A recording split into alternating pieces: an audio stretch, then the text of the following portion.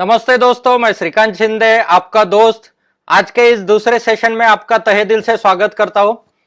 जिन लोगों ने कल का सेशन हमारा फेसबुक लाइव का सेशन अटेंड किया वो लोग तो कंसेप्ट के साथ क्लियर हो गए। उसके पहले मैं आशा करता हूं कि आप सब लोग तंदुरुस्त और खुशहाल होंगे घर पे। जैसे कल शाम को हमने न्यूज सुनी कि लॉकडाउन का पीरियड और बढ़ाया गया है और फिर अभी जो लोग परेशान थे तो वो परेशानी के बाद में अभी तो सिचुएशन कुछ लोगों की ऐसी होगी कि अभी टेंशन आना शुरू हो गया होगा, अभी तो गुस्सा आना शुरू हो गया होगा, या फिर अभी तो क्या करे या डर लगना शुरू हो गया होगा, क्योंकि जो पीरियड हमने कभी एक्सपेक्ट नहीं किया था और ये विदाउट एक्सपेक्टेशन हमारे इतना लंबा पीरियड अगर हमें घर पे बैठने के लिए बोला जाए तो बहुत ही मुश्किल घड़ी सबके लिए है। लेकिन फिर भी हम लोग हिम्मत दिखा रहे हैं, फिर भी हम लोग सभी नियमों का पालन कर रहे हैं और इसी जो मौका कुदरत ने हमें दिया है इसमें हमारा फ्यूचर के लिए हम लोग प्लानिंग करके एक स्ट्रैटेजिक वे में आगे के फ्यूचर में अगर ऐसा कोई चैलेंज आता है तो हमें कोई उसका फर्क नहीं पड़ना चाहिए। इसीलिए हम लोग प्रिपरेशन एंड प्लानिंग किस तरीके से करें इसके बारे में कल हमने जान लिया। बहुत सारे दोस्त आज नए होंगे जिन्होंने इसे आज ही ज्वाइन किया इस सेशन को, तो उनको कल का मैं थोड़ा सा ब्रीफ दे देता हूँ। वही कल का सेशन का वीडियो हमने हमारे यूट्यूब चैनल पे भी अपलोड किया हुआ है, gogoa1.com। अगर यूट्यूब पे आप सर्च करते हैं तो वहां पे भी कल का आप कंप्लीटली वीडियो देख सकते हैं। लेकिन उसके साथ में थोड़ा सा ब्रीफ आज हम लोग देते हैं एंड उसके बाद में आज के नए टॉपिक की ओर हम लोग बढ़ते हैं। डेफिनेटली मैं ये मान के चलता हूं कि आप लोग सब इस सेशन को एंजॉय कर रहे होंगे। खुशी की बात है कि हमें एक दूसरे उनसे बात करने का मौका मिल रहा है। आप भी कमेंट्स डाल सकते हैं, बीच में लाइक्स भेज सकते हैं, या फिर जो भी आपके फीलिंग्स है वो आप शेयर कर सकते हैं ताकि मुझे भी बोलने में ज्यादा मोटिवेशन आए।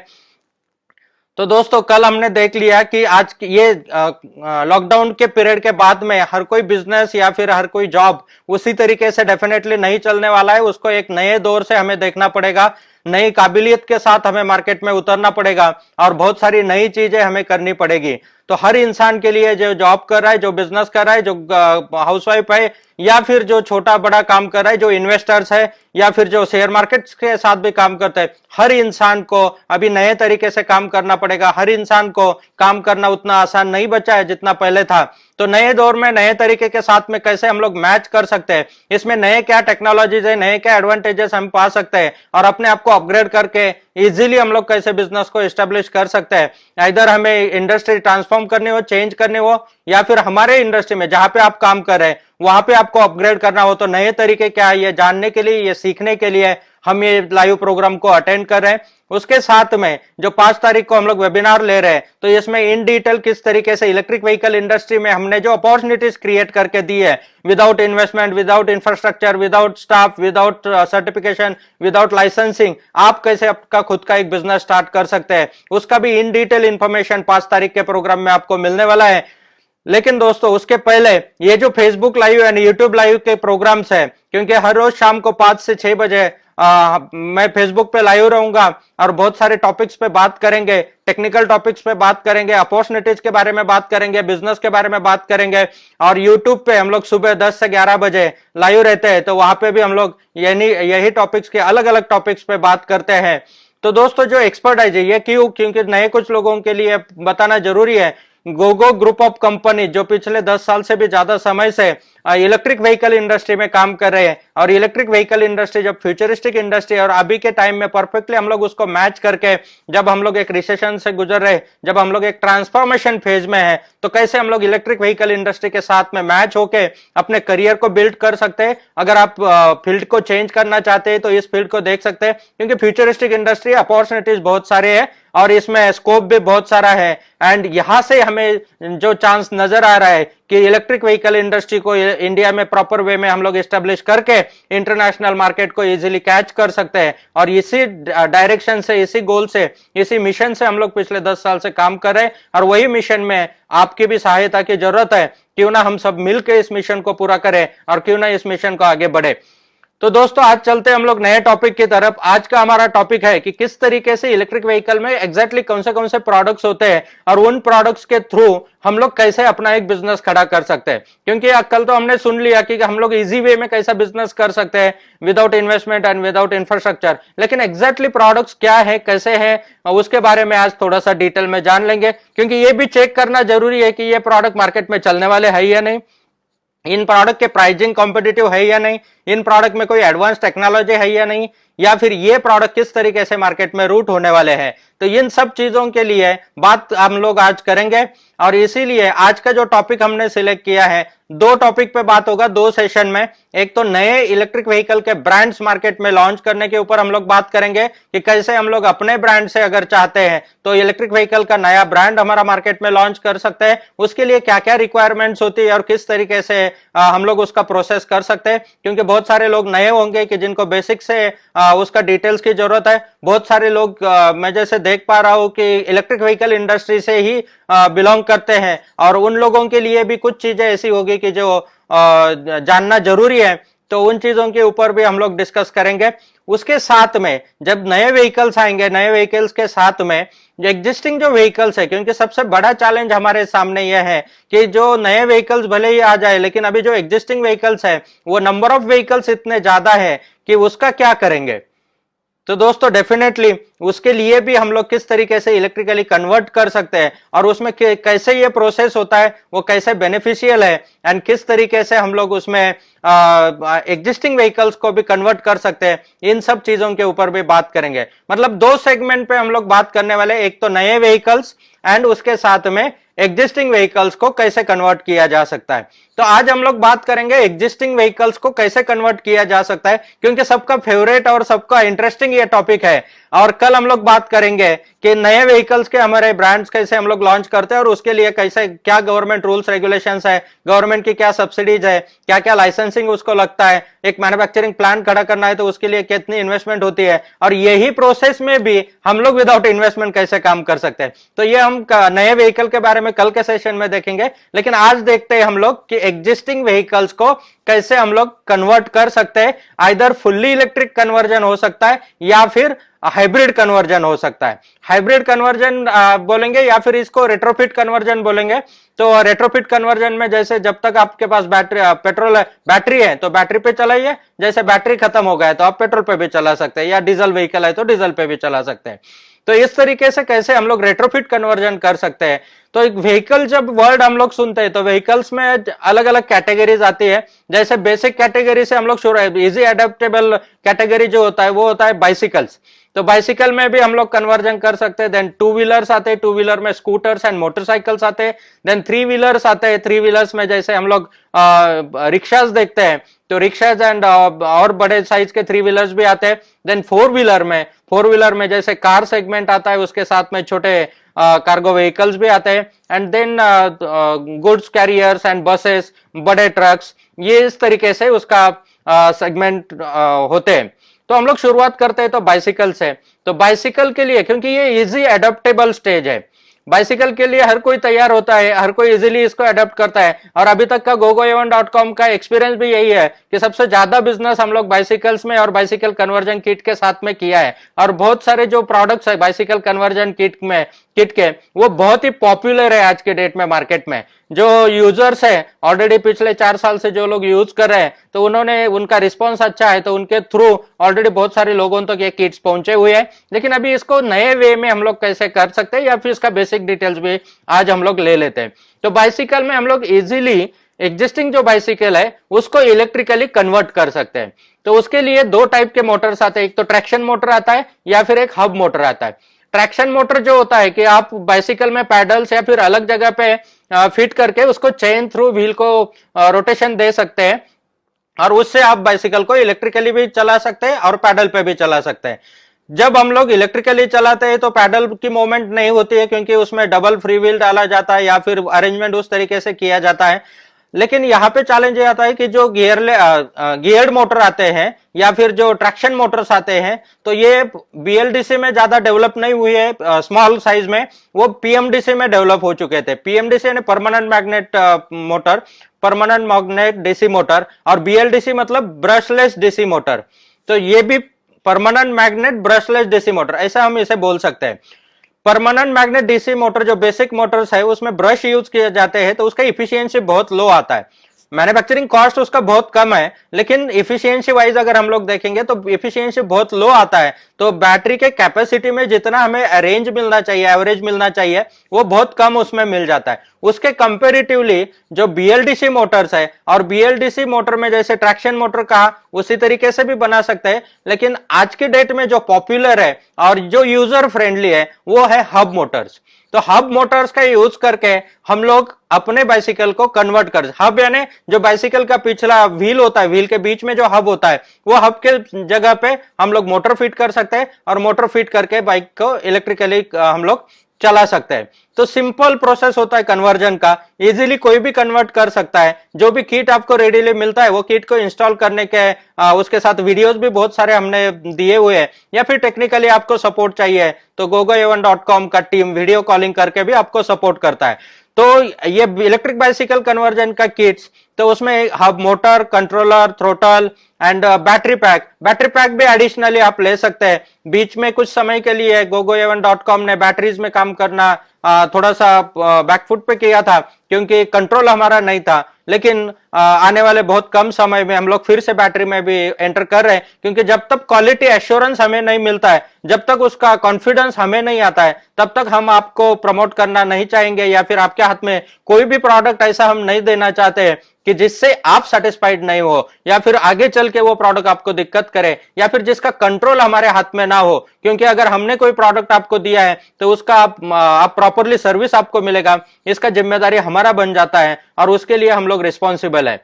तो दोस्तों बाइसिकल इलेक्ट्रिक कन्वर्जन में जैसे हब मोटर के साथ में किट है, तो ये किट के प्राइसिंग रेंज अगर हम लोग देखेंगे तो मोटर, कंट्रोलर, थ्रोटल, बैटरी तो आप आपके रेंज के हिसाब से सिलेक्ट कर सकते हैं कितना रेंज। अगर आपको 20-25 किलोमीटर का रेंज चाहिए तो उसके लिए एक बैटरी आता है। देन आपको अगर 50-60 किलोमीटर के रेंज के लिए चाहिए तो बैटरी आप अलग अलग सिलेक्ट कर सकते हैं, लेकिन बेसिक किट जो रहता है वो सेम ही होता है। तो बेसिक किट का जो प्राइसिंग शुरू होता है, gogoa1.com ने वो 5000 से लेके 10,000 या 12,000 तक अलग अलग वैरायटी में किट्स है।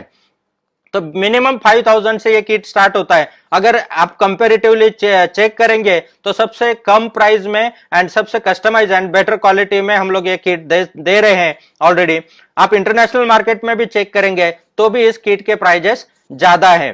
तो बेसिक किट आ गया। देन उसके साथ में अगर आप मैग्नीशियम अलॉय व्हील में किट चाहिए, क्योंकि मैग्नीशियम अलॉय व्हील में लुक अच्छा आता है, देन उसका आपको बेनिफिट्स बहुत सारा मिलता है, तो वो किट भी आप हमारे वेबसाइट पे या यूट्यूब चैनल पे जाके उसके डिटेल्स ले सकते हैं। अभी मैं जस्ट बाइसिकल सेगमेंट में जस्ट ज्यादा ब्रीफ में नहीं जाऊंगा, लेकिन बाइसिकल को हम लोग कन्वर्ट कर सकते हैं तो इजीली 10,000 के अंदर या 10,000 के प्राइस रेंज में इंक्लूडिंग बैटरी हम लोग बाइसिकल को इलेक्ट्रिकली कन्वर्ट कर सकते हैं। बैटरी में मैं लीड एसिड बैटरी की बात नहीं करूंगा या फिर लिथियम आयन बैटरी की भी बात नहीं करूंगा, क्योंकि जो आज रिलायबल बैटरीज मार्केट में है या फिर रिलायबल बैटरीज के साथ में अगर हम लोग जा सकते हैं तो lithium ion ferrous phosphate battery के साथ में अगर जाते हैं तो उसका बैटरी का लाइफ भी हमें 4 से 5 साल का मिलता है, और उसके वजह से जो हमें रिटर्न ऑन इन्वेस्टमेंट है या फिर जो ड्यूरेबिलिटी मिलनी है तो वो बहुत अच्छे तरीके से मिल जाती है। तो मतलब अराउंड एक 10,000 के बजट में हम लोग इजीली कोई भी बाइसिकल को कन्वर्ट कर सकते हैं, और ये हर किसी की डिमांड है,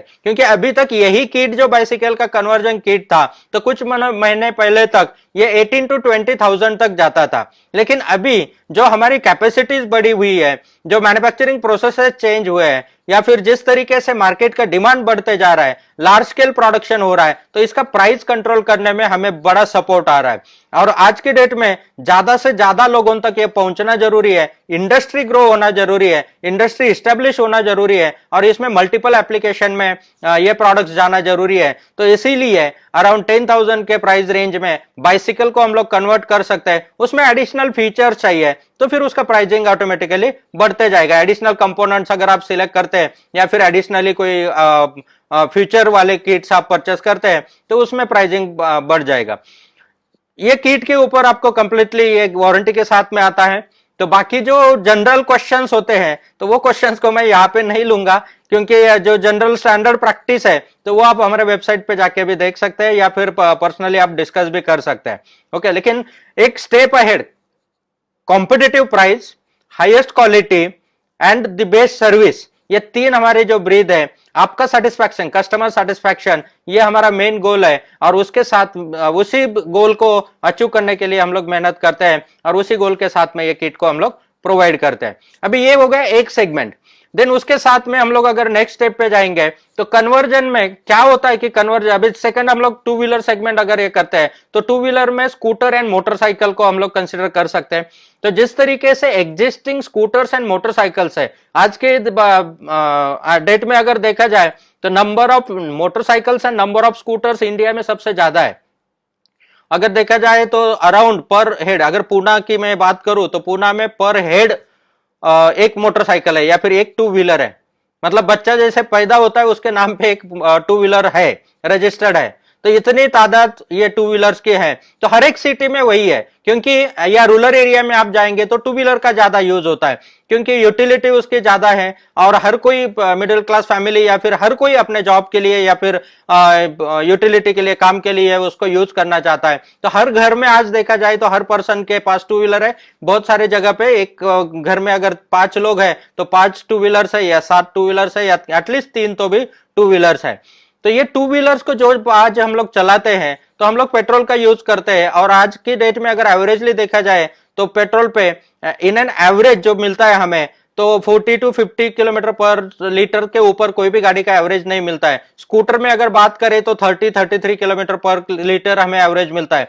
तो पर लीटर का अगर प्राइसिंग अगर हम लोग देख ले तो ये पर लीटर का प्राइसिंग हमारा अराउंड मिनिमम 2.5 टू 3 रुपीज जाता है। 2.5 तो मिनिमम जाता है, क्योंकि उसके साथ ऑयल, बाकी के सारे मेंटेनेंस, ये सब चीजें पकड़ के 2.5 रुपीज पर किलोमीटर के ऊपर ही हमें टू व्हीलर का रनिंग कॉस्ट है। और ये रनिंग कॉस्ट के हिसाब से अगर हम लोग डेली का एक 40 टू 50 किलोमीटर का भी एवरेज रन पकड़ते हैं तो भी हमारा डेली एक 100 रुपीज का हम लोग अगर एक्सपेंस पकड़ ले तो भी महीने का हम लोग 3000 का एक्सपेंस कर रहे हैं। और साल का हम लोग 3600 का 36,000 का हम लोग एक्सपेंस उसके पीछे कर रहे हैं। अगर एवरेज 30,000 में मैं पकड़ लेता हूं और पिछले 5 साल से अगर आप कोई टू व्हीलर यूज कर रहे हैं तो दोस्तों आज जो आपकी टू व्हीलर है वो 3 लाख रुपीज का आपने मिनिमम फ्यूल उसमें बर्न किया है, प्लस जो परचेस आपने की होगी 60 या 70,000 में।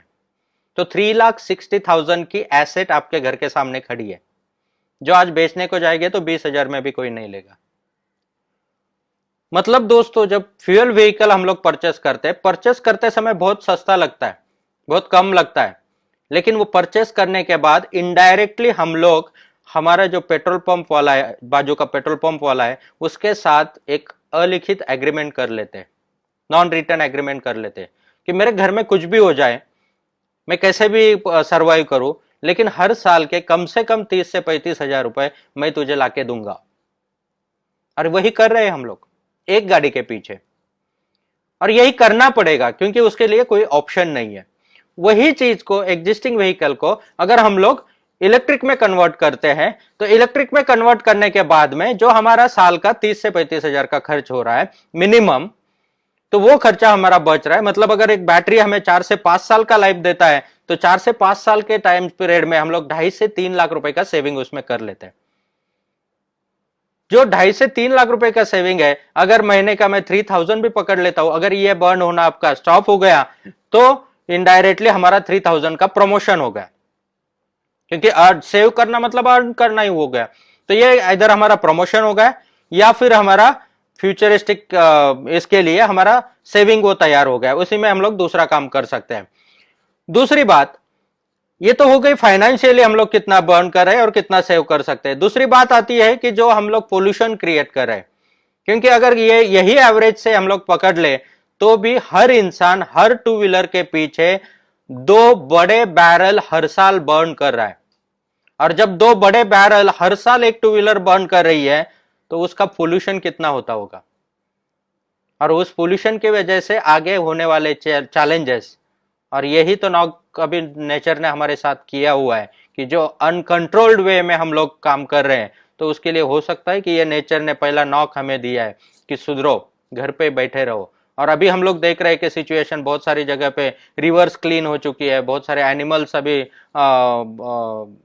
ह्यूमन एरियाज में आना शुरू हो चुके हैं। तो ये नेचर भी यही चाहता है कि इन चीजों के ऊपर कंट्रोल किया जाए, तो उसमें हम भी इनिशिएटिव लेके कंट्रोल कर सकते हैं। कन्वर्जन ही क्यों? क्योंकि ऑलरेडी एग्जिस्टिंग व्हीकल रोड पे है। सबसे पहले हमें वो स्टॉप करना जरूरी है, क्योंकि उसकी वजह से जो पोल्यूशन हो रहा है उसको कंट्रोल करना जरूरी है। नई गाड़ी आप परचेस कर भी लेंगे क्योंकि पैसा आपके पास बहुत सारा है, आप नई इलेक्ट्रिक व्हीकल परचेस भी कर लेंगे, लेकिन वो परचेस करने के बाद एग्जिस्टिंग व्हीकल का क्या करेंगे? तो रोड पे आज जो इंजन पोल्यूशन क्रिएट कर रहा है उसको पहले बाहर निकालना जरूरी है, उसको बर्न करना, उसको किल करना जरूरी है, और उसका रिप्लेसमेंट हमें यहाँ पे इलेक्ट्रिक में करना जरूरी है। अभी कुछ लोग बोलेंगे कि सर लेकिन इलेक्ट्रिक में तो बैटरी का चैलेंज है, उसका रेंज का लिमिटेशन है, सब कुछ है, हमारा तो रन बहुत ज्यादा होता है। इसीलिए शुरुआती समय में हम लोग उसको हाइब्रिड कन्वर्जन कर सकते हैं या रेट्रोफिट कन्वर्जन कर सकते हैं। रेट्रोफिट कन्वर्जन में आपका व्हीकल एज इट इज वैसा ही रहता है, उसमें आप कुछ भी चेंज नहीं करते। और जो रेट्रोफिट के लिए कंपोनेंट्स हमने डेवलप किए हुए हैं, जैसे मोटरसाइकिल में हम लोग देखेंगे तो पीछे के व्हील को कंप्लीट हमने डेवलप किया, व्हील के अंदर ही मोटर है, तो उस मोटर की वजह से आपको व्हीकल में कुछ भी अल्ट्रेशन नहीं करना है, जस्ट आपको पीछे का व्हील रिमूव करना है और नया व्हील लगा देना है। और व्हील के साथ में उस पर चेन स्प्रॉकेट भी लग सकता है, ऐसा प्रोविजन करके दिया है। ये कंप्लीटली टाइम टेस्टेड भी है एंड क्वालिटी टेस्टेड भी है। ये कंपोनेंट जो आपको मिलेंगे यहाँ से, तो ये कंप्लीट इंडियन लॉज के हिसाब से या फिर सीएमवीआर के जो रूल्स है उस रूल्स के हिसाब से ये अप्रूव्ड कंपोनेंट्स है। मतलब ये व्हीकल में आप यूज कर सकते हैं, इस लेवल पे अप्रूव्ड। जैसे अप्रूवल के लिए नोडल एजेंसीज होती है इंडिया में 7 एजेंसीज है, तो उसमें हमारा नियरेस्ट जो एजेंसी है एआरआई पुणे में, और एआरआई का completely test reports and approvals हमारे पास उस कंपोनेंट्स के लिए है। तो ये कंपोनेंट आप यूज करते हैं तो क्वालिटी वाइज या स्ट्रेंथ वाइज वो उसी लेवल में टेस्ट हो चुके हैं। तो ये कंपोनेंट यूज करने के बाद मतलब आपको एग्जिस्टिंग व्हीकल का व्हील निकालना है, दूसरा व्हील आपको अटैच करना है, प्लस आपको बैटरी जो है, तो बैटरी एक साइड में डिक्की में, जैसे हम लोग डिक्की का कभी कभी यूज कर लेते हैं उसमें भी लगा सकते हैं, या बहुत सारे लोगों ने सीट के नीचे भी उसका अल्ट्रेशन कर दिया है। तो इस तरीके से बैटरीज भी हम लोग फिट कर सकते हैं। तो अभी इसमें क्या होगा कि आपको अगर अभी जो बैटरी हम लोग प्रोवाइड करेंगे तो उसमें अराउंड 70 किलोमीटर का रेंज मिलेगा। तो अगर एक चार्ज में 70 किलोमीटर का रेंज मिलता है और जिस दिन आप 70 किलोमीटर से ज्यादा जाने वाले हैं, तो उस दिन आप जब बैटरी खत्म होगा तो बैटरी का स्विच ऑफ कर दीजिए, आप रेगुलर व्हीकल को स्टार्ट कर दीजिए और वो आपकी जर्नी कंटिन्यू कर लीजिए। मतलब जो एग्जिस्टिंग अभी कंप्लीट इलेक्ट्रिक व्हीकल में जो रेंज का लिमिटेशन आता है वो रेंज का लिमिटेशन इसमें ड्रॉप हो गया, और इसमें हाइब्रिड कन्वर्जन में या रेट्रोफिट कन्वर्जन में आपको रेंज का लिमिटेशन खत्म हो गया। जब रेंज का लिमिटेशन खत्म हो गया तो एग्जिस्टिंग जो हम यूज कर रहे हैं व्हीकल, वही व्हीकल को, क्योंकि अभी जो गाड़ी आपके पास है ये आपके चॉइस की गाड़ी है और उसमें आप कॉम्प्रोमाइज नहीं करना चाहते, क्योंकि इलेक्ट्रिक में हो सकता है कि आपके चॉइस के हिसाब से दूसरा मॉडल अवेलेबल नहीं है, सिर्फ पैसा बचाना है या फिर नेचर के लिए कुछ करना है, इसलिए इतना कॉम्प्रोमाइज नहीं करेंगे लोग। तो इसीलिए हमें जरूरी है कि एग्जिस्टिंग व्हीकल को ही कैसे हम लोग कन्वर्ट कर सकते हैं। तो ये मोटरसाइकिल के लिए हो गया। gogoa1.com पे जाके अगर आप देखेंगे तो उसमें आपको मोटरसाइकिल कन्वर्जन किट या उसके लिए कंपोनेंट्स हमारे पास अवेलेबल है, वो कंपोनेंट्स लेके आप अपना व्हीकल को कन्वर्ट कर सकते हैं। और जिस तरीके से अभी आप सोच रहे हैं कि ये जरूरी चीज है और ये करना जरूरी है, जिस तरीके से बहुत सारे लोगों ने ऑलरेडी किया हुआ है, तो ये चीजों को जैसे आप सोच रहे हैं वैसे आपके जिन जिन लोगों तक इसकी इंफॉर्मेशन पहुंच रही है वो भी लोग सोच रहे हैं। तो ऑलरेडी इसका बिजनेस एस्टेब्लिश है, आप इसको परचेस करने वाले और लोगों को भी जरूरत है, मतलब ये एक अच्छा प्रोडक्ट है, अच्छा बिजनेस है। और इसी बिजनेस में हम लोग आपको पार्टिसिपेट कर रहे हैं कि जो रनिंग प्रोडक्ट है, इसमें आपको कोई भी प्रोडक्ट ऐसा नहीं है कि आपको उसके लिए कुछ अलग से मेहनत करके, जो रनिंग है फ्लो में, जो मार्केट में मोस्ट डिमांडेड प्रोडक्ट्स है, वही प्रोडक्ट के साथ में हमें काम करना है। सेकंड प्रोडक्ट आता है कि स्कूटर कन्वर्जन किट। स्कूटर में क्या होता है कि जनरली स्कूटर का इंजन और व्हील जो है वो अटैच है, इंजन पे ही व्हील अटैच होता है रियर साइड वाला। तो रियर व्हील को हम लोग रिप्लेस करके नहीं कन्वर्ट कर सकते हैं क्योंकि हमें इंजन ऑपरेटिंग रखना है, तो हम फ्रंट व्हील में कन्वर्ट कर सकते हैं।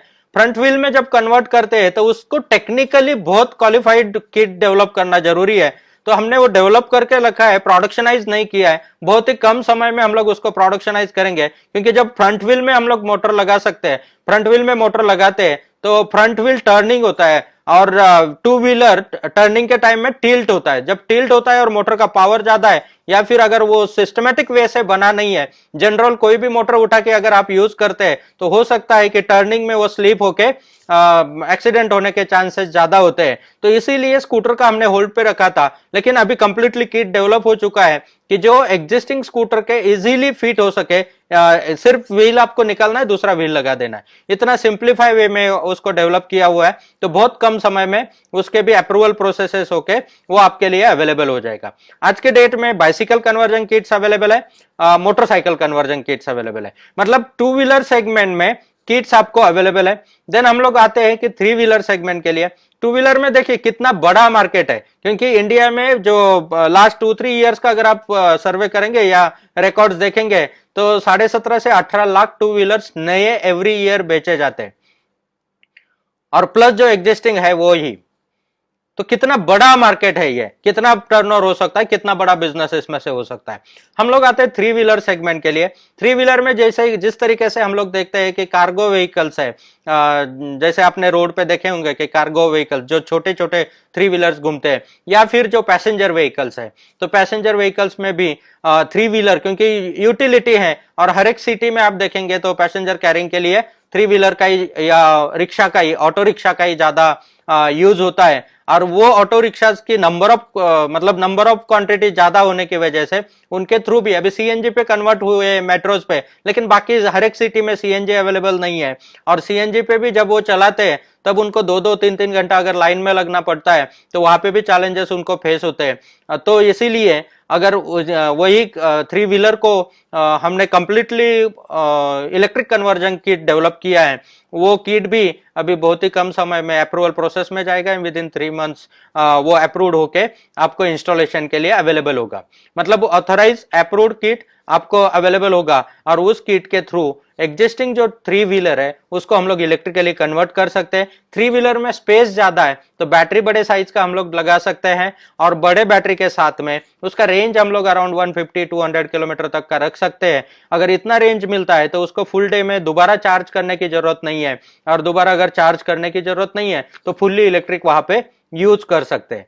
उसके साथ में जो एक नया किट हम लोग डेवलप कर रहे हैं, तो वो किट में हाइब्रिड कन्वर्जन होगा। मतलब थ्री व्हीलर में जो फ्रंट व्हील है, फ्रंट व्हील को हम लोग इलेक्ट्रिकली फिट करके उसको हाइब्रिड कन्वर्जन कर सकते हैं, तो वो भी इकोनॉमिक किट आ जाएगा।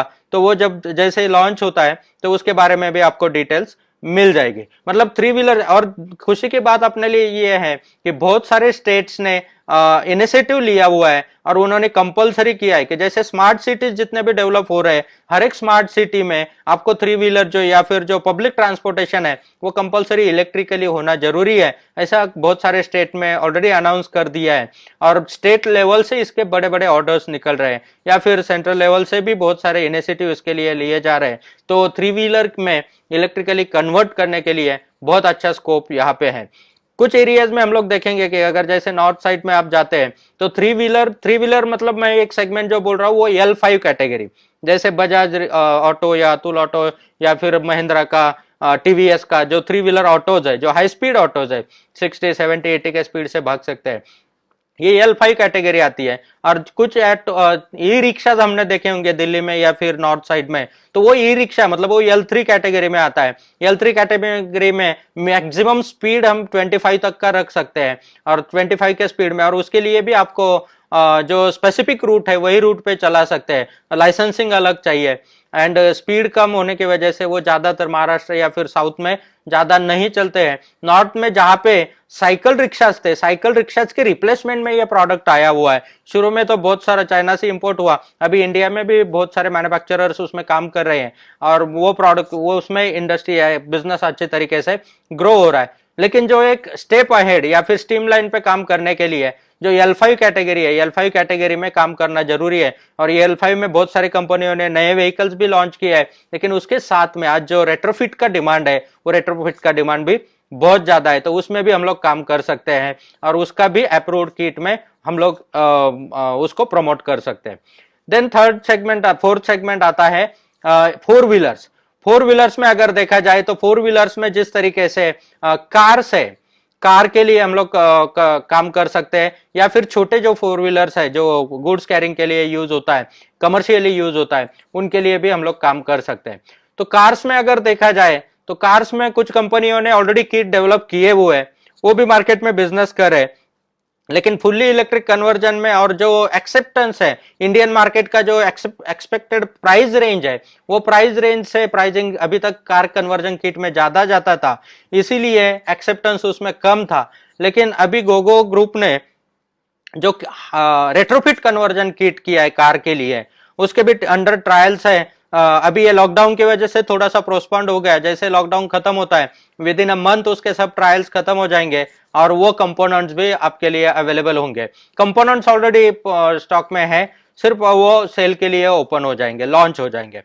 तो इसमें हमने मेन टारगेट ये रखा हुआ है कि रेट्रोफिट कन्वर्जन, मतलब आपका जैसे एग्जिस्टिंग कार है, हैचबैक के लिए पहले हम लोग शुरू कर रहे हैं कि छोटे जो कार्स है उसके लिए हम लोग शुरुआत कर रहे हैं, और धीरे धीरे बाकी मॉडल्स के लिए भी डेवलपमेंट चालू है।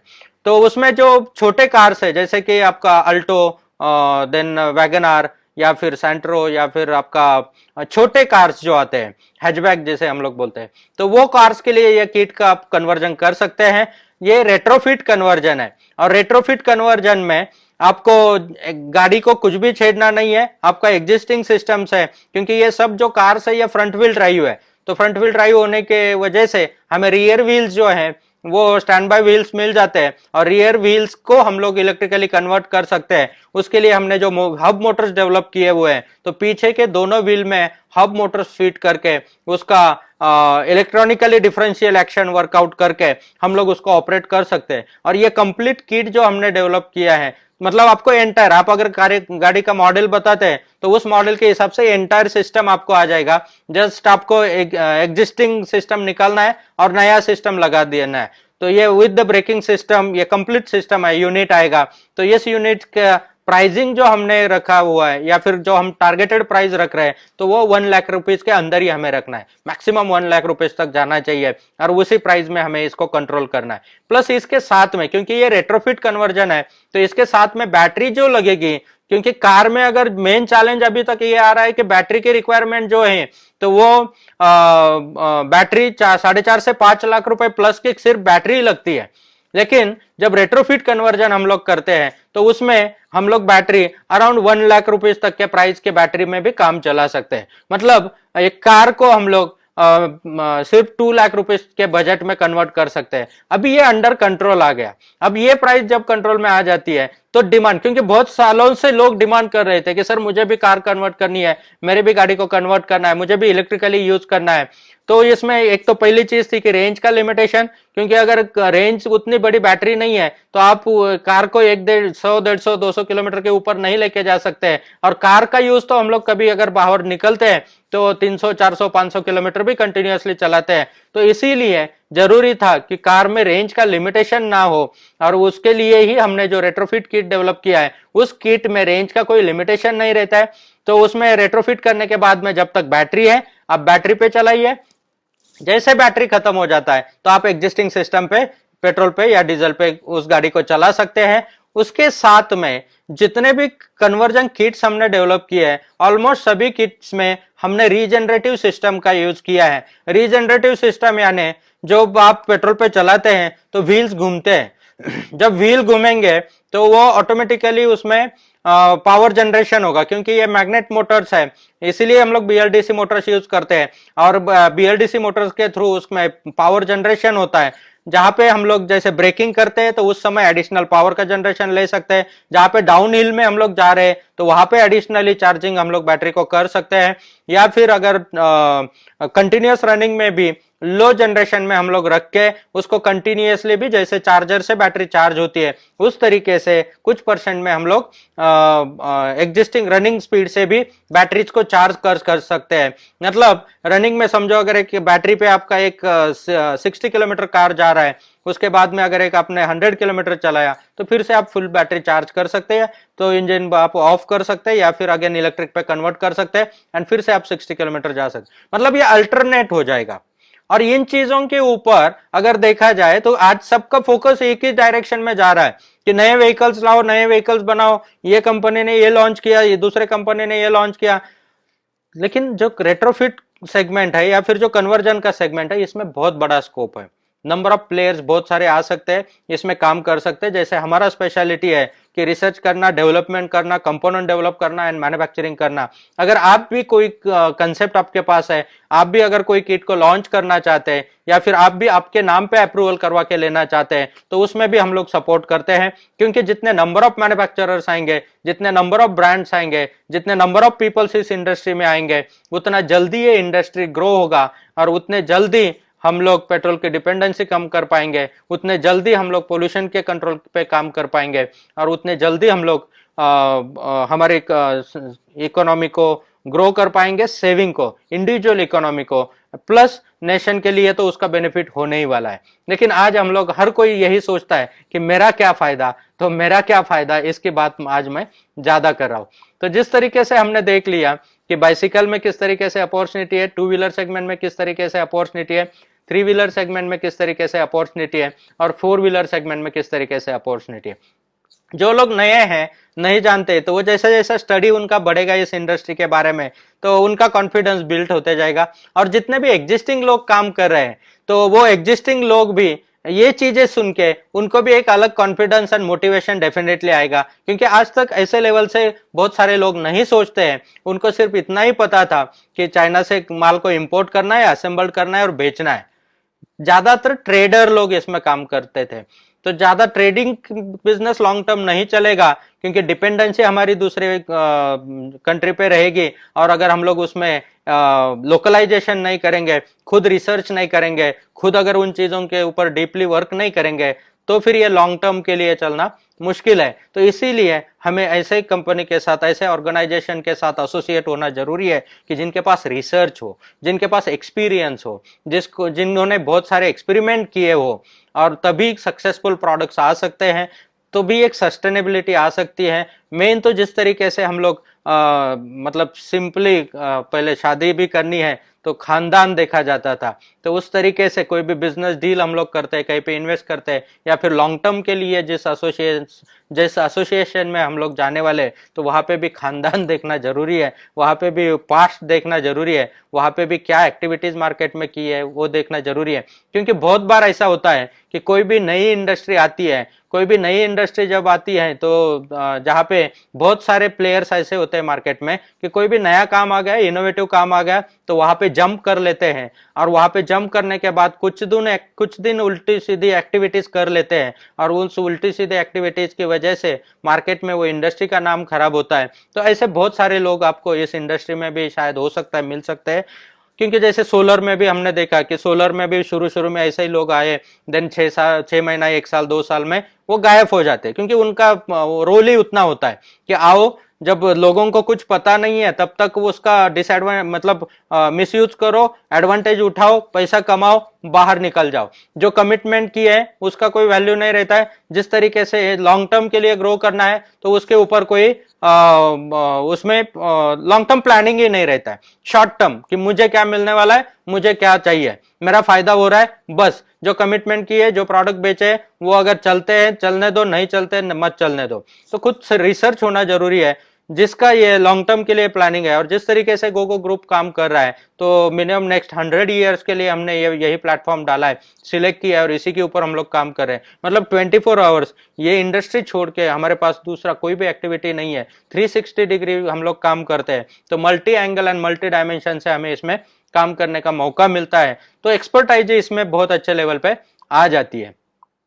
तो जब हम लोग कुछ एक्टिविटीज कर रहे हैं, तो ये भी चीज चेक करना जरूरी है। और ऐसा ही नहीं कि मैं दूसरों के बारे में बोल रहा हूं, आपको हमारे बारे में भी वो चेक करना जरूरी है। क्योंकि जब तक आपका सेटिस्फैक्शन नहीं होता है, जब तक आपका कॉन्फिडेंस बिल्ड नहीं होता है, तब तक आपको कोई भी इंडस्ट्री में आपका टाइम या पैसा नहीं लगाना चाहिए। और जिस तरीके से हमने कल देखा कि इसमें पैसा लगाने की जरूरत नहीं है, लेकिन एटलीस्ट टाइम तो लगा रहे हैं आप, तो वो राइट जगह पे, राइट डायरेक्शन में और राइट टाइम पे अगर आप करते हो तो डेफिनेटली उसमें सक्सेसफुल हम लोग बन सकते हैं। तो इस तरीके से ये कन्वर्जन का मार्केट है। इसके साथ में जो लोग जानकार है, जो इस इंडस्ट्री में काम करते हैं या फिर जिन्होंने स्टडी किया हुआ है, ऐसे भी बहुत सारे लोग आज यहाँ पे रहेंगे, तो उनके भी दिमाग में कुछ क्वेश्चंस आते हैं कि सर आज आप जो बातें बोल रहे हैं सब कुछ सही है, सब ठीक है, लेकिन फिर बैटरी के बहुत सारे चैलेंजेस है, तो बैटरी के ऊपर थोड़ा सा हमको सुनना चाहेंगे। दोस्तों, जिस तरीके से बैटरीज में पहले लीड एसिड बैटरीज यूज होता था, इलेक्ट्रिक व्हीकल में भी लीड एसिड बैटरीज यूज होता था, लेकिन लीड एसिड बैटरीज के एक लिमिटेशन है, जिस तरीके से उसका वेट ज्यादा है, चार्जिंग टाइम ज्यादा है, एंड देन उसको हम लोग व्हीकल में फिट करने के लिए एक स्पेसिफिक हमें स्पेस होती है, तो वो स्पेस में फिट होकर ज्यादा रेंज वाले व्हीकल्स बनाना पॉसिबल नहीं था। जब जैसे जैसे लिथियम आयन बैटरीज आने लगी तो उसका साइज कम हो गया, चार्जिंग टाइम कम हो गया, उसका रेंज बढ़ने लगा, लाइफ साइकिल बढ़ने लगे, तो इन सब की वजह से लिथियम आयन बैटरीज पॉपुलर होने लगी। लेकिन जब लिथियम आयन बैटरीज पॉपुलर हो रही है तब बहुत सारे मिस प्रैक्टिसेस भी उसमें होते हैं, क्योंकि लिथियम आयन बैटरीज आज इंडिया में बनती नहीं है, और जब इंडिया में नहीं बनती है तो हर कोई चाइना जाना और वहां से मटेरियल परचेस करके लाना और यहाँ पे सेल करना, इस तरीके के प्रैक्टिसेस बहुत सारे होते हैं। लेकिन वो प्रैक्टिसेस लाते समय वहां पे जब मटेरियल परचेस किया जाता है तो हर व्यापारी की इच्छा होती है कि सस्ता से सस्ता कैसे परचेस किया जाए, और सस्ता से सस्ता देखने के चक्कर में हम क्या परचेस कर रहे हैं इसका नॉलेज हमें नहीं होता है। और बहुत सारे प्लेयर ऐसे भी सामने आए हैं कि जिनको उस चीज का टेक्निकली कोई नॉलेज नहीं है, लेकिन पैसा है तो लेके आओ और बेचो, तो आगे क्या होगा पता नहीं है। कुछ लोग हैं कि जिन्होंने सीरियसली उसके ऊपर वर्क किया है, सीरियसली उसके ऊपर डेडिकेशन से काम किया है, टेक्निकली स्ट्रांग है, तो क्या होता है कि जब मार्केट में एक प्रॉपर प्रोडक्ट आता है तो प्राइसिंग उसकी एक अलग लेवल पे रहती है, और जब मिस कंसेप्ट से प्रोडक्ट आता है तो उसकी प्राइस एक अलग लेवल पे होती है। तो बैटरी ऐसा एक सेगमेंट है कि जिसमें प्राइस फैक्टर को ना देखा जाए, जिसमें क्वालिटी एंड जिस तरीके से मैंने बोला कि कहीं पे शादी करनी है तो खानदान देखा जाता है, उसी तरीके से कोई भी मैन्युफैक्चरर का प्रोडक्ट हम लोग परचेस कर रहे हैं तो उसका भी खानदान देखना जरूरी है। तो कहाँ से हम लोग परचेस कर रहे हैं, तो वो परचेस करते समय अगर वो उसका ब्रांड वैल्यू मार्केट में कितना है, वो ब्रांड कितना इस्टेब्लिश है, गुडविल कितना है, तो वो हमें चेक करना जरूरी है। क्योंकि जो वारंटी या फिर जो सर्विस उन्होंने आपको कमिट की है वो कमिटमेंट के हिसाब से वो दे पाएंगे या नहीं। क्योंकि आज बेचना आसान है, बेचने के बाद में अगर बैटरी में आपने 2 साल की 3 साल की वारंटी दी है तो 2 साल 3 साल बाद उनका शॉप तो वहां पे चालू रहना चाहिए, उनका फैक्ट्री तो वहां पे दिखना चाहिए। क्योंकि आज बेचने में मजा आता है, पैसा आता है, लेकिन जब सर्विस देने का वक्त आता है उस समय अगर इनको इंटरेस्ट नहीं है तो वो आज ये फॉर्म बंद कर देंगे, कल दूसरे सिटी में जाके दूसरा फॉर्म चालू करके दूसरा काम कर देंगे। तो इस चीज को भी हमें ध्यान देना जरूरी है। जब इलेक्ट्रिक व्हीकल में लिथियम आयन बैटरी पॉपुलर हो रही है, लेकिन आगे आने वाले चैलेंज के हिसाब से लिथियम का रिसोर्स हमारे पास उतना नहीं है, या फिर हम लोग उसको यूज नहीं करते हैं, तो हमें डिपेंडेंसी दूसरे कंट्री पे ही रखनी पड़ती है। तो धीरे धीरे यहाँ पे भी बैटरी टेक्नोलॉजीज डेवलप होते जा रही है। जैसे सोडियम बैटरी का अभी बहुत अच्छे रिजल्ट्स आ रहे हैं, तो और भी बहुत सारे टेक्नोलॉजीज है कि जो लोकलाइज बैटरीज भी डेवलप हो जाएंगे। बहुत सारे लोग, बहुत सारे साइंटिस्ट इसी डायरेक्शन में काम कर रहे हैं और ये सॉल्यूशंस निकलते आएंगे। तो जब ये बैटरी के ऊपर परफेक्ट सॉल्यूशन निकल के आएगा तब मेन स्ट्रीम इंडस्ट्री, मतलब मेन जो व्हीकल्स हम लोग बोलते हैं इलेक्ट्रिकली, वो प्रॉपरली रन होने शुरू होंगे। लेकिन तब तक हमें रुकना नहीं है। तब तक हम क्या कर सकते हैं, तब तक हम लोग साइड ट्रैक पे काम कर सकते हैं, जैसे रेट्रोफिट कन्वर्जन हुआ या फिर बाकी साइड ट्रैक वाले व्हीकल्स पे काम कर सकते हैं, और उसमें बहुत बड़ा अपॉर्चुनिटी है, उसमें भी बहुत बड़ा टर्नओवर हो सकता है और उसमें भी बहुत बड़ा काम किया जा सकता है। तो दोस्तों, प्लस बैटरी के बारे में कुछ लोगों का सवाल ये भी होता है कि फिर वो लिथियम बैटरी यूज करते हैं तो उसका ई वेस्ट क्रिएट होगा, फिर उसका कैसे सॉल्यूशन आएगा।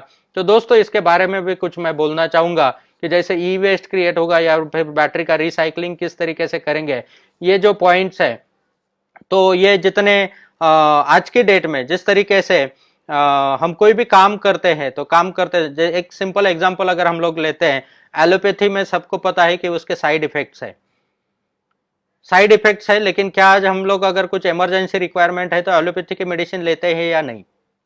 डेफिनेटली लेते हैं, क्योंकि क्रोनिक अगर रिक्वायरमेंट है तो हम लोग उस मेडिसिन को लेते हैं, और जो साइड इफेक्ट्स है उसके ऊपर फिर बाद में हम लोग प्रिवेंशन लेके उसको न्यूट्रलाइज करने की कोशिश करते हैं।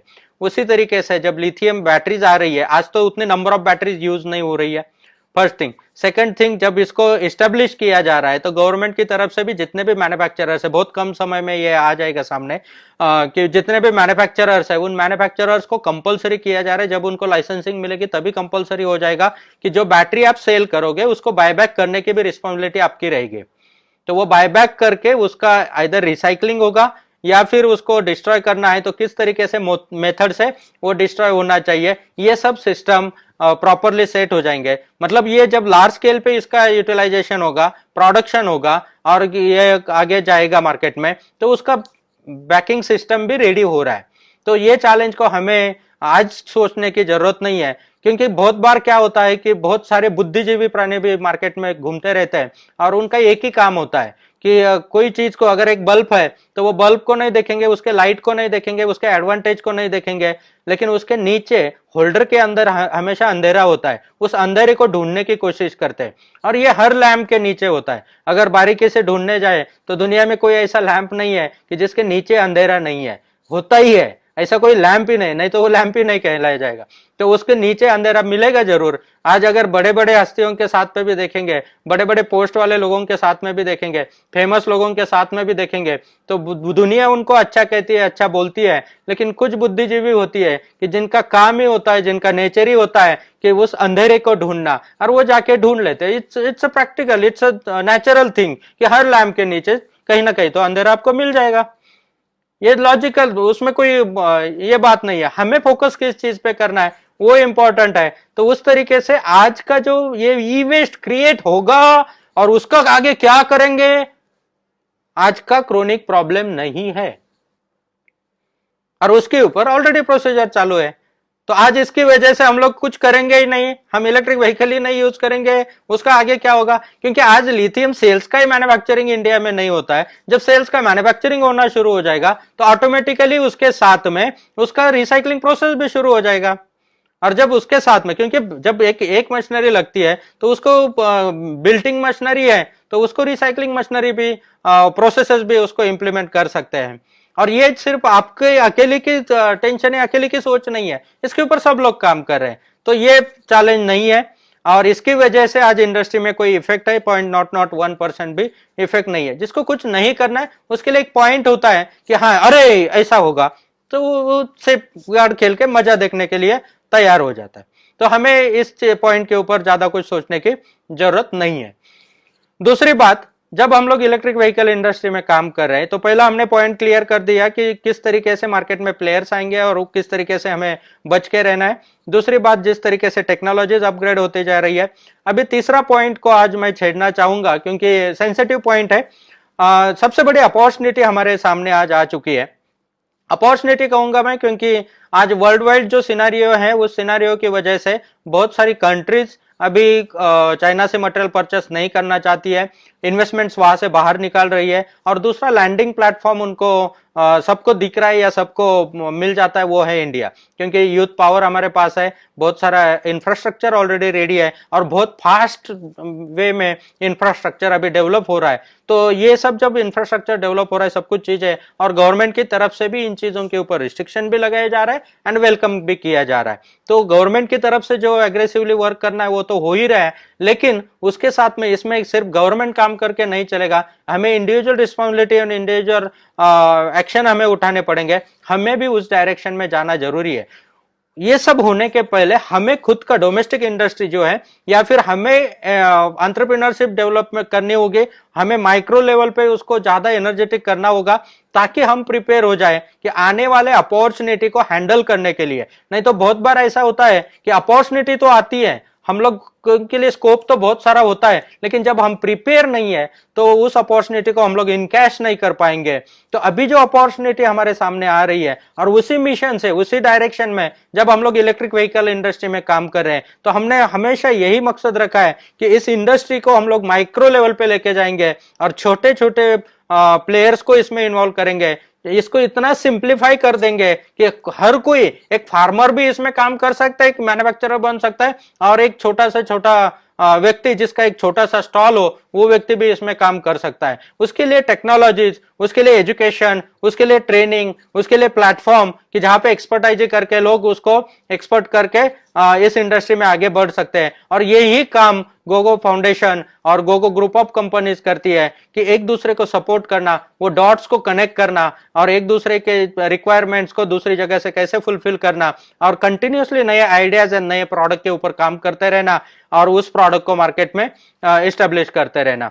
तो ये सब में आप अकेले नहीं है, या फिर हम अकेले नहीं है, एक कंप्लीटली बड़ा ग्रुप क्रिएट हो रहा है, और बहुत सारे लोगों ने इसमें ऑलरेडी काम करना शुरू किया है। तो आप भी अगर चाहते हैं, अगर आपको भी लगता है कि हमें एडिशनली कुछ नया करने की जरूरत है, क्योंकि अभी जो एग्जिस्टिंग काम है उस काम के साथ में हमें दूसरा कुछ और एडिशनल इनकम की जरूरत है, तो आप भी इस इंडस्ट्री में आ सकते हैं। अगर आपको लगता है कि आपकी इंडस्ट्री रिसेशन में चल रही है, या फिर उसमें कुछ फ्यूचर नहीं दिख रहा है, तो आपके लिए भी ये काम में आना जरूरी है। अगर आपको लगता है कि आपकी इंडस्ट्री इस्टेब्लिश हो चुकी है, मतलब कि एक उसका लाइफ, जब एक कोई भी इंडस्ट्री होती है तो उसमें नए इनोवेशन स्टॉप हो जाते हैं और वो इंडस्ट्री इस्टेब्लिश हो जाती है। जिस तरीके से एक 15-20 साल पहले आईटी इंडस्ट्री थी, जो एक बहुत बूमिंग इंडस्ट्री थी, जिस तरीके से कंटिन्यूअसली ग्रो होते जा रही थी, तो बहुत सारे लोग उसमें इस्टेब्लिश हो गए। लेकिन अभी जो ग्रोथ का स्पीड है, क्योंकि एक इस्टेब्लिश होने के बाद में जो स्पीड है तो वो अभी कम हो जाता है। तो अभी नंबर ऑफ जो एम्प्लॉयज है, नंबर ऑफ आईटी इंजीनियर्स हमारे पास अवेलेबल है,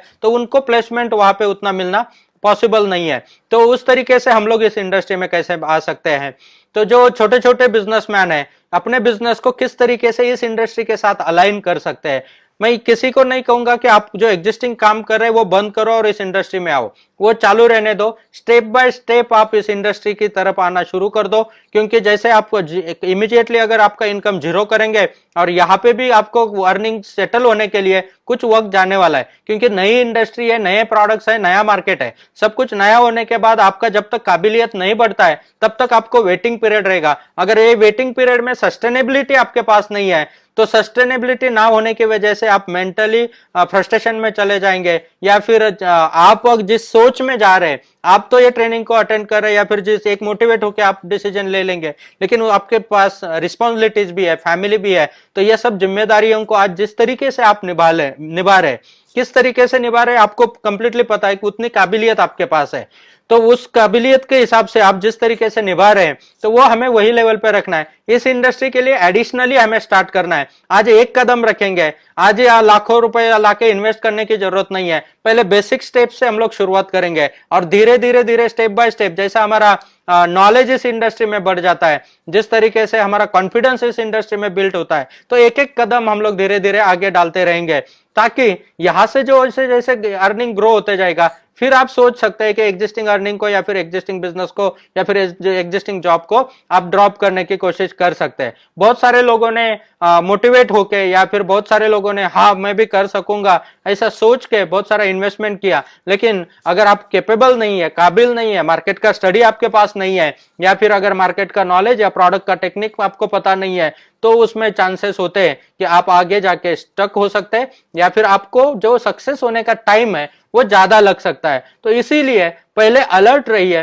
पहले एजुकेशन ले लीजिए, पहले ट्रेनिंग ले लीजिए, पहले सब चीजों को जान लीजिए, और जान के जब आपका कॉन्फिडेंस बिल्ट होगा, जब आपका एक ऐसे लेवल पे कॉन्फिडेंस रहेगा कि यस अभी कोई प्रॉब्लम नहीं है, अभी मेरे कंट्रोल में सब चीजें हैं, तब आप इसमें इन्वेस्टमेंट कर सकते हैं, तब आप बड़ी चीजें कर सकते हैं।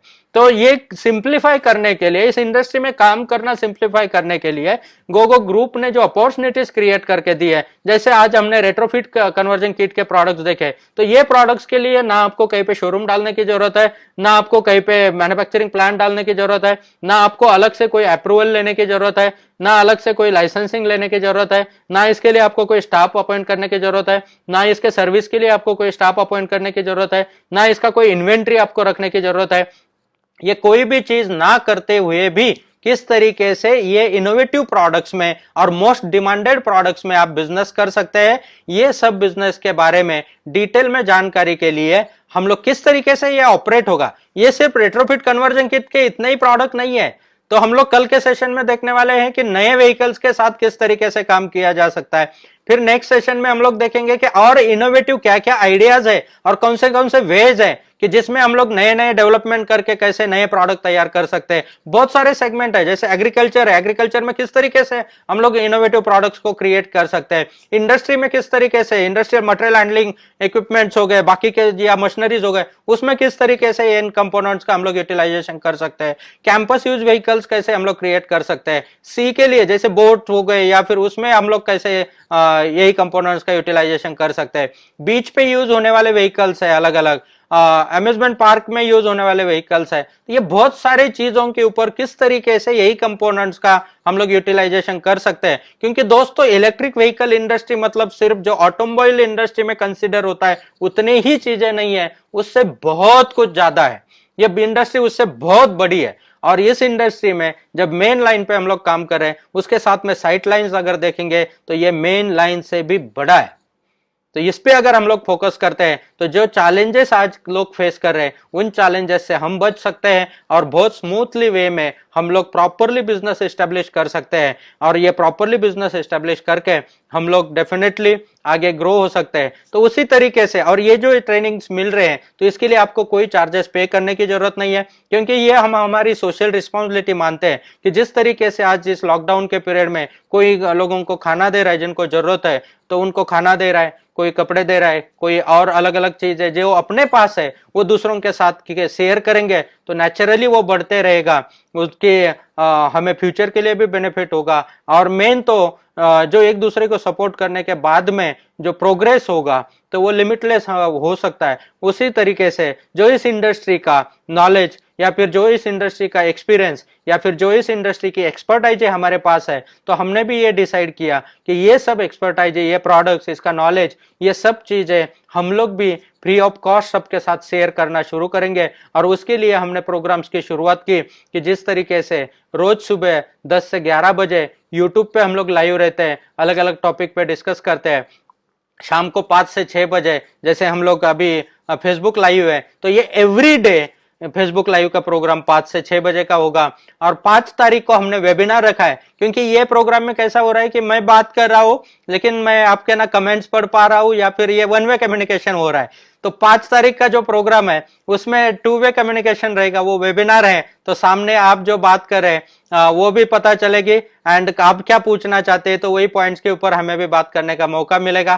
फिर उसके बाद में पूरा समझ लेते हैं और सिस्टम को इन डेप्थ, किस तरीके से नया इनोवेटिव जो वे हमने रिसर्च किया है तो वो वे से किस तरीके से ऑपरेट होगा और किस तरीके से हम लोग without investment, without infrastructure, without staff, without licensing and without time limitation हम लोग काम कर सकते हैं और खुद का एक बिजनेस खड़ा कर सकते हैं। क्योंकि बिजनेस करना बहुत जरूरी है। आज आप जॉब भी कर रहे हैं तो जॉब भी अभी 90% परफॉर्मेंस बेस हो रहा है, तो 90% परफॉर्मेंस देना है तो बिजनेसमैन के टेक्निक्स, टैक्स एंड बिजनेसमैन के स्किल्स आपको लगेंगे अगर जॉब भी कर रहे हैं तो। और बिजनेस भी कर रहे हैं तो बिजनेस के सक्सेसफुल होने के स्किल्स आपको जानना जरूरी है। तो इन सब चीजों के लिए जो बिजनेस टेक्निक्स है और नए जमाने में अभी लॉकडाउन के बाद में किस तरीके से बिजनेस को ग्रो कर सकते हैं और अभी जो हमें टाइम मिला है तो इसी टाइम में किस तरीके से हम लोग एक स्ट्रैटेजिक प्लानिंग करके हमारे लॉन्ग टर्म फ्यूचर के लिए कैसे हम लोग प्लान कर सकते हैं और उसको हम लोग कैसे एक स्ट्रैटेजिक वे में आगे लेके जा सकते हैं,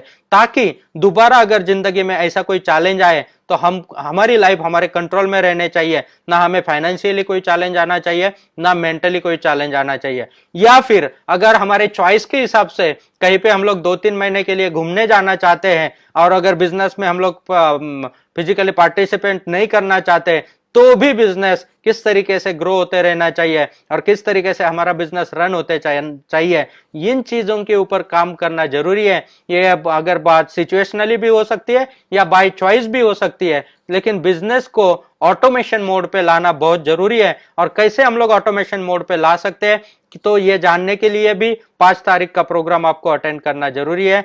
तो ये जो फ्री में ट्रेनिंग हम आप तक पहुंचा रहे हैं, क्योंकि जो भी एक्सपीरियंस हमारे पास है वो हमसे आपके साथ शेयर हो रहा है। बहुत सारी चीजें होंगी जो आपके एक्सपीरियंस में है वो हमारे साथ शेयर होगी, तो बहुत सारी चीजें हमें भी सीखने को मिलेगी और बहुत सारी चीजें आप लोगों के साथ भी शेयर हो जाएगी। तो एक दूसरे को सपोर्ट करके हम हमारा नॉलेज को बढ़ा सकते हैं, क्योंकि नॉलेज तभी हम उसे कह सकते हैं। अभी जो सिर्फ हम लोग सुन रहे हैं या फिर अलग अलग जगह से या स्कूल कॉलेज से हम लोग गैदर करते हैं, वो इन्फॉर्मेशन होता है, वो प्रैक्टिकल में इंप्लीमेंट हमने नहीं किया होता है। और वो इन्फॉर्मेशन गैदर करने के बाद जब हम लोग प्रैक्टिकल में इंप्लीमेंट करते हैं तभी उसको हम लोग नॉलेज में कन्वर्ट कर सकते हैं। और जिन्होंने एक्सपेरिमेंट्स किए हैं उन्होंने जो कंक्लूजन निकाला है वो अगर हम लोग सुन लेते हैं तो उस नॉलेज का यूटिलाइजेशन अपने, क्योंकि जरूरी नहीं है कि हर किसी ने एक्सपेरिमेंट करके और बहुत सारे लॉसेस बेयर करके ही आगे बढ़ना चाहिए।